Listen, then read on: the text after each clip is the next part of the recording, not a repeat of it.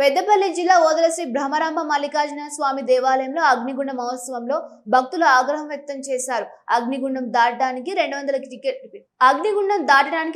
Ticket పెట్టుకుంటే కొంతమంది భక్తుల్ని మాత్రమే అగ్నిగుండం దాటించారని, సమయం అయిపోయిందంటూ లైన్ లో ఉన్న భక్తుల్ని అగ్నిగుండం దాటియలేదని ఆగ్రహం వ్యక్తం చేశారు. అలాంటప్పుడు ఎందుకు టికెట్లు మంజూరు చేశారని ఆలయ అధికారులపై మండిపడ్డారు. ఈ ఆలయంలో కూడా అగ్నిగుండం దాటుటకు రుసుము పెట్టలేదని, ఒక ఓదెల మరణ క్షేత్రంలో రుసుము పెట్టి భక్తుల్ని ఇబ్బందులకు గురి చేస్తున్నారని అన్నారు. శివశక్తి పుట్టింది. ఈ శివశక్తులు నేను చేయబట్టి లోకమంతా లోక కళ్యాణార్థంలో శివశక్తులు ఉన్నాం కాబట్టి ఏ దేవస్థానంలో ఒక ఓదెల తీసుకున్న కోరేళ్ళు కానీ ఐలోని కానీ ఎక్కడ కానీ అగ్గిగుండాలు తీస్తారు.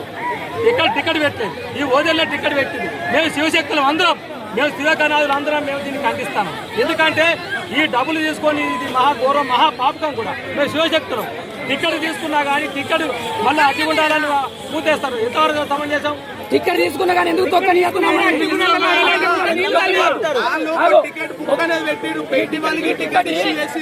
రూపాయలు టికెట్ కొనుక్కున్నప్పుడు మాకు తొక్కే అర్హత ఉన్నదా లేదా? ఈ 200 రూపాయలు మేము ఎందుకు కట్టినాం? ఒక గుడికి కట్టినాం.